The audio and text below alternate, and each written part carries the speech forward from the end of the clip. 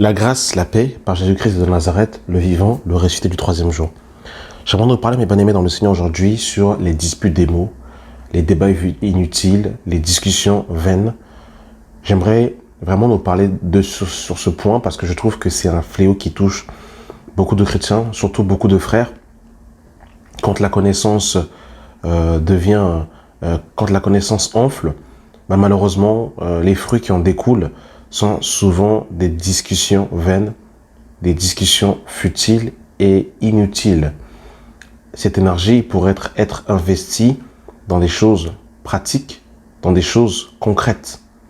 Et vous savez, quand on porte ses regards sur le fardeau des bien-aimés qui nous entourent, les fardeaux sont tellement grands, il y a tellement de sujets de prière que concrètement, au bout d'un moment, on n'a plus le temps pour les disputes de mots, les discussions vaines, les discussions inutiles, infructueuses. Parler d'un sujet pendant 4 heures pour au final dire la même chose, mais pas avec les mêmes mots. Et juste parce que l'autre n'a pas dit le même mot que moi, je vais tourner autour du pot. Ou parce que tout simplement on refuse d'être biblique, tout simplement on va tergiverser, parler par 10 000, on va utiliser 10 000 choses inutiles, alors qu'on peut aller droit au but. C'est du temps inutile, de l'énergie inutile. Quand on regarde concrètement les gens qui sont autour de nous, il y a des véritables sujets. Il y a le sujet des sans-abri. Quand je tourne cette vidéo, nous sommes en hiver, par exemple, qui pourrait être un sujet qui pourrait tracasser l'église.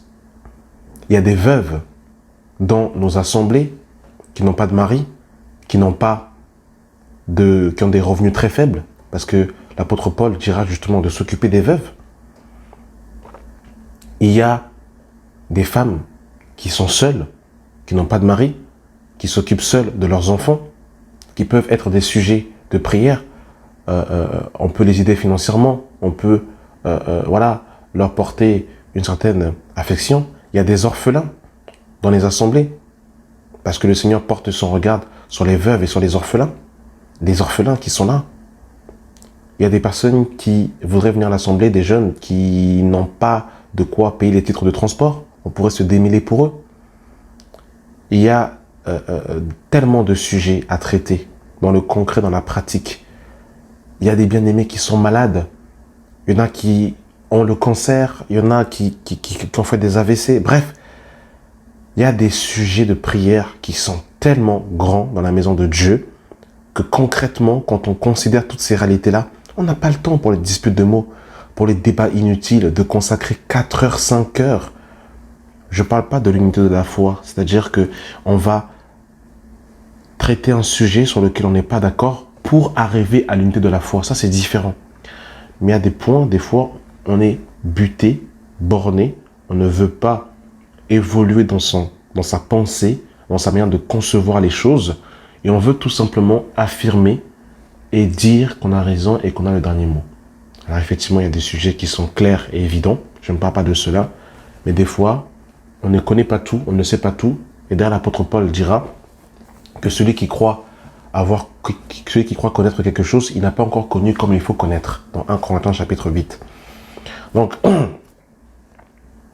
sincèrement, pour moi, ça devient de l'enfantillage. Ça devient de l'enfantillage, des débats inutiles. Et il faut fuir. Il faut fuir véritablement ces choses parce que véritablement, elles font perdre du temps. Elles font perdre du temps. Et on va lire, mes bien-aimés dans le Seigneur, dans le livre de 1 Timothée, chapitre 1, le verset 1. Paul, apôtre de Jésus-Christ, par ordre de Dieu notre Sauveur et du Seigneur Jésus-Christ, notre espérance. À Timothée, mon enfant légitime en la foi, que la grâce, la miséricorde et la paix te soient données de la part de Dieu, le Père, et de Jésus-Christ, notre Seigneur. Je te rappelle l'exhortation que je te fis à mon départ pour la Macédoine, lorsque je t'engageai à rester à Éphèse, afin de recommander à certaines personnes de ne pas enseigner d'autres doctrines et de ne pas s'attacher à des fables et à des généalogies sans fin qui produisent des discussions plutôt qu'elle n'avance l'œuvre de Dieu dans la foi.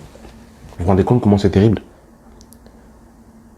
Les généalogies sans fin qui produisent des discussions plutôt qu'elles ne font avancer l'œuvre de Dieu dans la foi.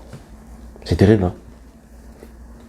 Voilà, aujourd'hui, on voit sur Internet des débats inutiles. Les chrétiens, ils vont se voir, ils vont discuter sur un sujet. Des fois, des sujets futiles qui n'ont ni tête ni queue. Des fois, des sujets futiles.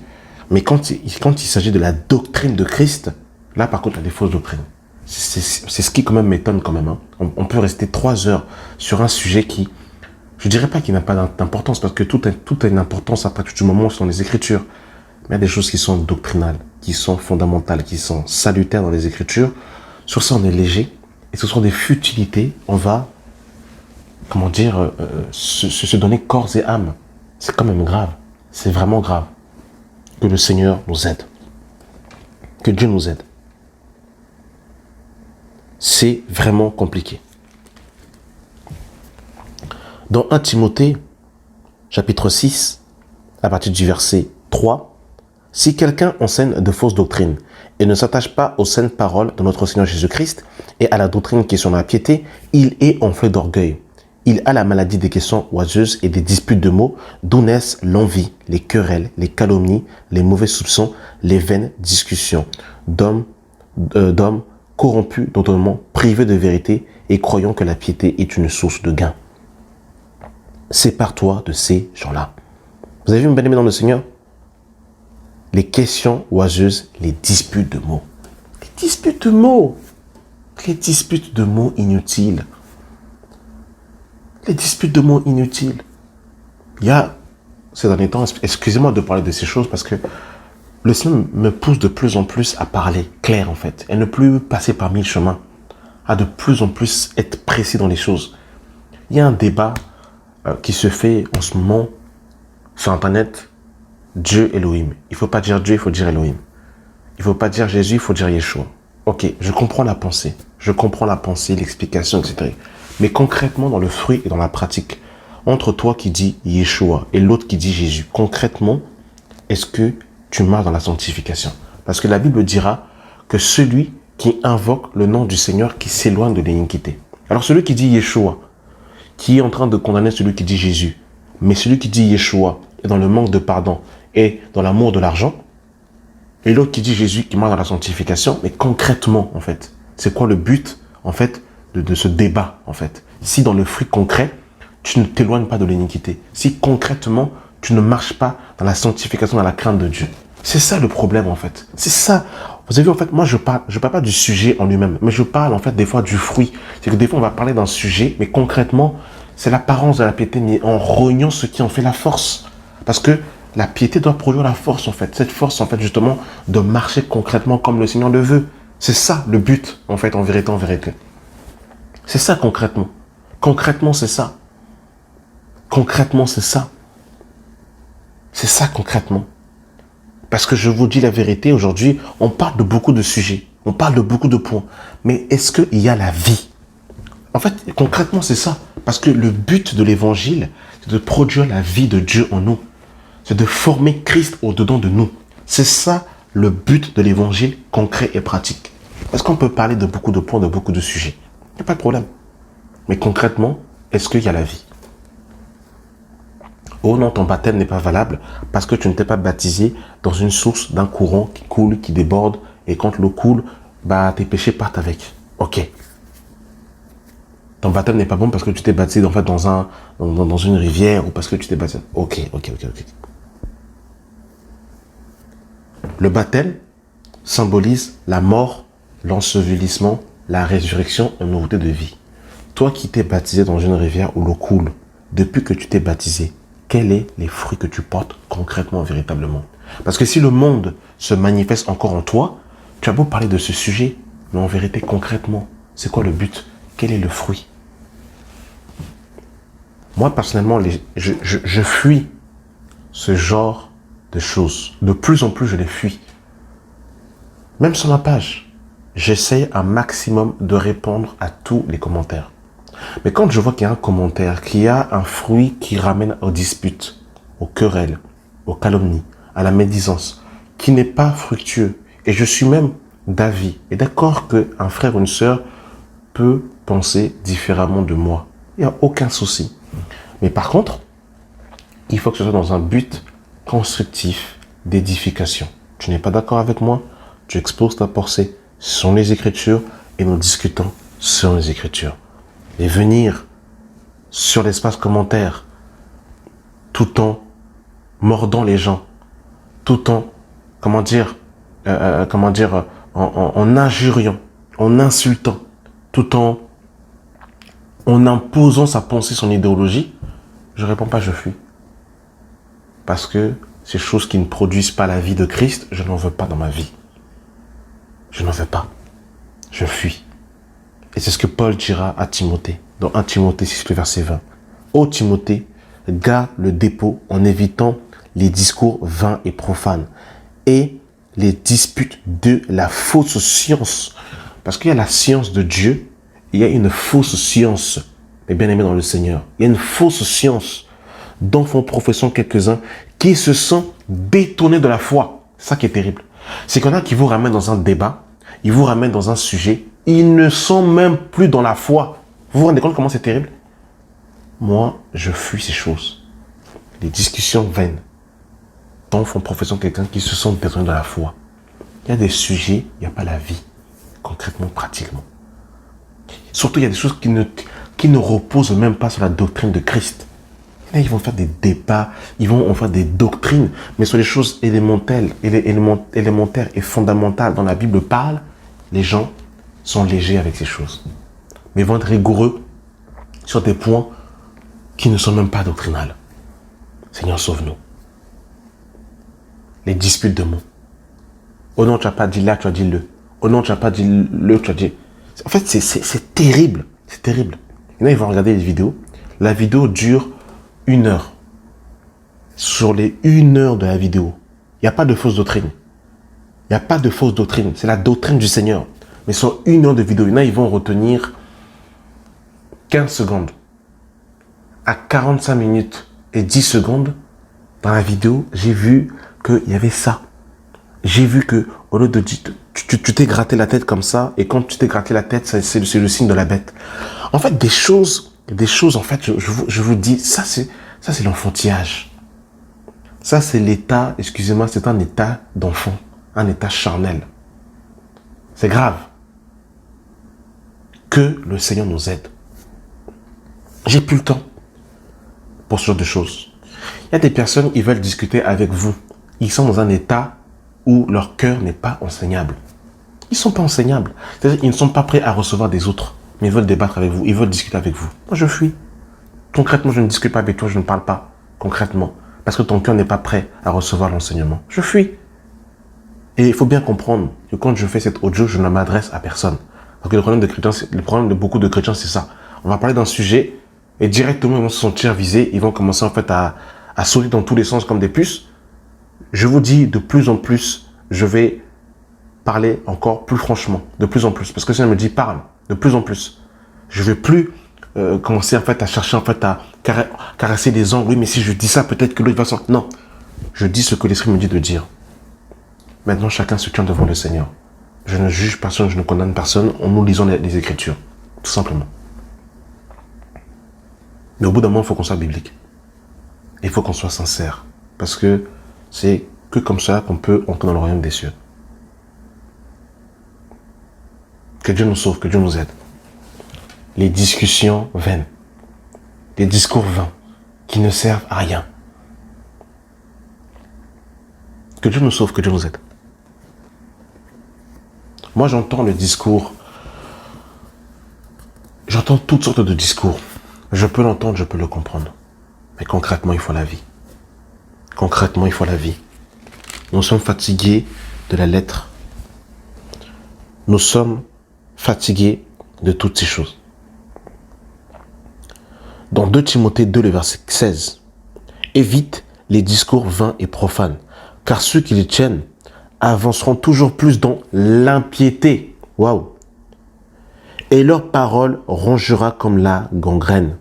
De ce nombre sont Hyménète et Philette qui se sont détournés de la vérité, disant que la résurrection est déjà arrivée et qui renverse la foi de quelques-uns. Vous savez, l'homme parfait, c'est celui qui sait tenir sa langue en bride. La Bible dit, celui qui parle beaucoup ne manque pas de péché. Un homme parfait, un homme accompli, sait tenir sa langue en bride. Il ne parle pas beaucoup. Quand il parle, c'est juste. Quand il parle, c'est efficace, c'est précis et ça édifie.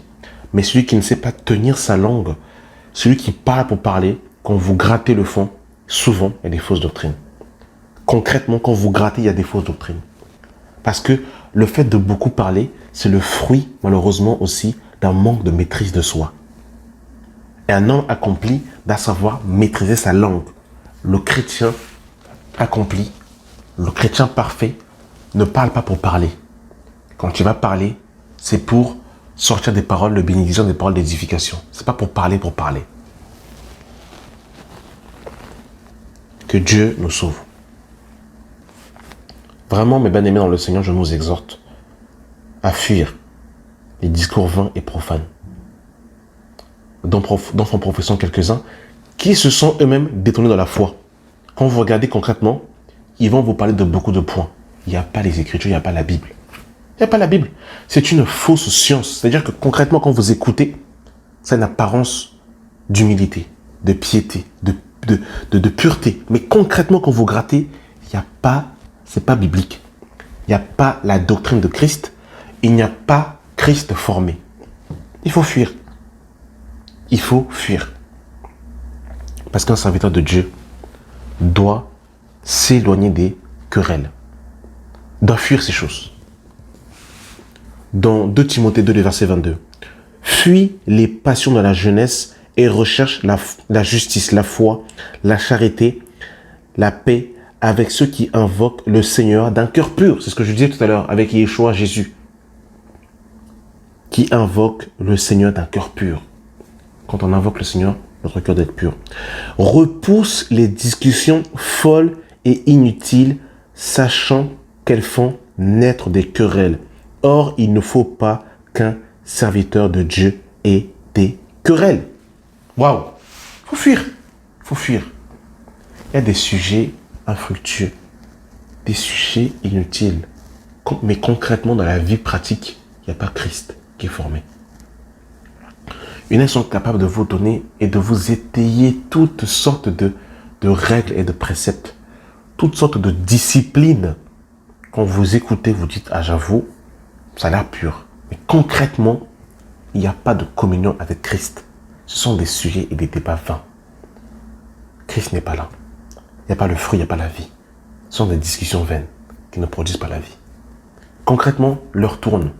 Jésus revient bientôt. On n'a plus le temps de s'arrêter sur des discussions vaines. Moi, chaque discussion vaine, je fuis. Je vous dis, je fuis. Quand je vois qu'il n'y a pas le fruit, il n'y a pas un esprit doux et paisible, je fuis. Je vous dis, il faut fuir. C'est la Bible qui nous dit cela. Je terminerai par Colossiens, les bien-aimés dans le Seigneur. Parce qu'il faut savoir que les Colossiens ont été frappés par une fausse science. Mais c'était les gnostiques, la doctrine de l'agnostique.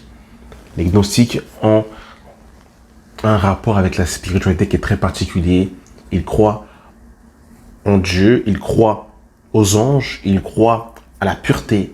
Mais par contre, Christ n'y est pas. Et les Colossiens sont tombés dans ce piège. Et c'est pour ça que Paul va leur écrire cette épître. Regardez. Je lis Colossiens chapitre 2, le verset 1 dans un premier temps.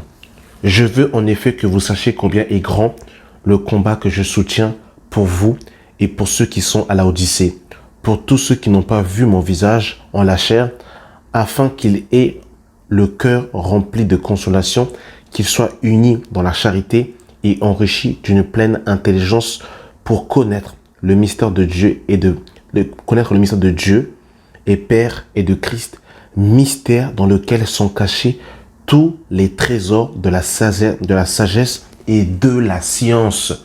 La véritable science se trouve en Christ. Et les Colossiens sont tombés dans une fausse science, qui n'est pas la science dans laquelle Christ est dépeint. Colossiens 2, verset 16. Que personne donc ne vous juge au sujet du manger ou du boire, au sujet d'une fête, d'une lune ou des sabbats. C'était l'ombre des choses à venir. Qu'aucun homme, sous une apparence d'humilité ou par un culte des anges, ne vous ravisse à son gré le prix de la course, tandis qu'il s'abandonne à ses visions et qu'il est enflé d'un vain orgueil par ses pensées charnelles, sans s'attacher au chef,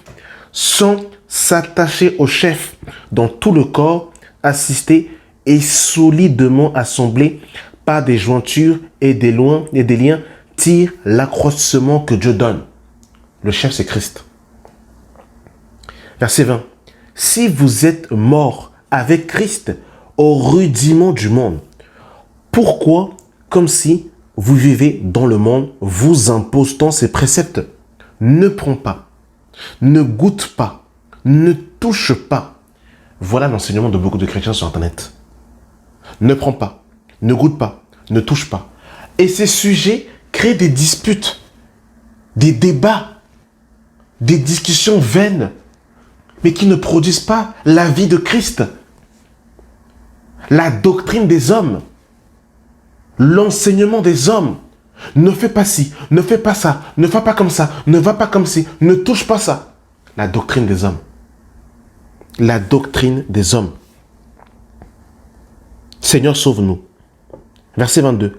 Préceptes qui tous périssent par l'usage et qui sont fondés sur les ordonnances et les doctrines des hommes. Ils ont à la vérité une apparence de sagesse. Voilà, l'apparence de sagesse. C'est ça. Il y a des sujets, quand vous les écoutez, ça donne une science humaine qui, effectivement, quand on entend à l'oreille, c'est propre, c'est pur. Mais concrètement, ça ne s'attache pas à Christ. Ce sont des doctrines et des ordonnances d'hommes.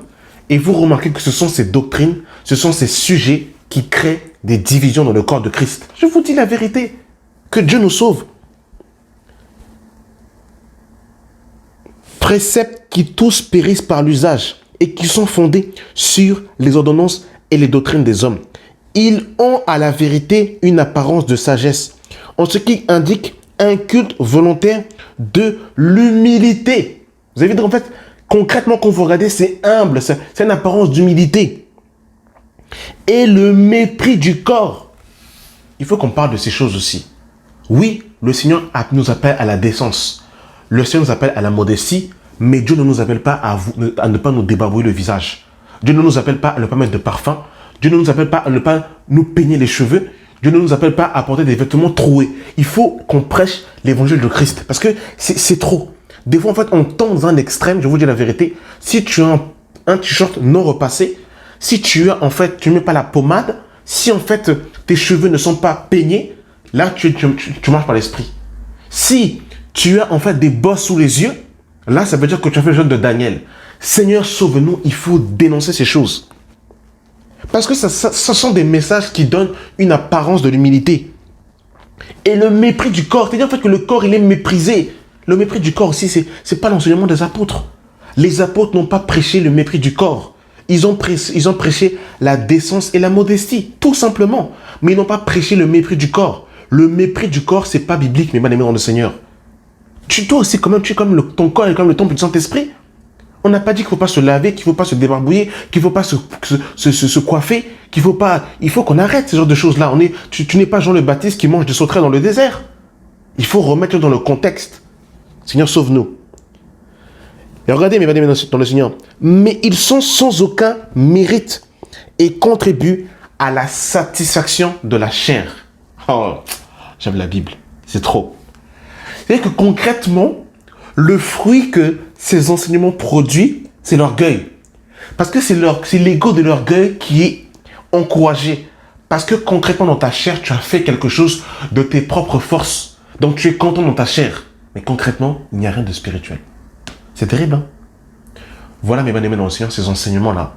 qui produisent des divisions, des dissensions, qui donnent un ego surdimensionné à des personnes parce que soi-disant, ils s'habillent en blanc, toutes ces choses, ils s'habillent en vert. Seigneur, sauve-nous de ces enseignements complètement diaboliques et sataniques. Amen. La grâce et la paix par Jésus-Christ de Nazareth.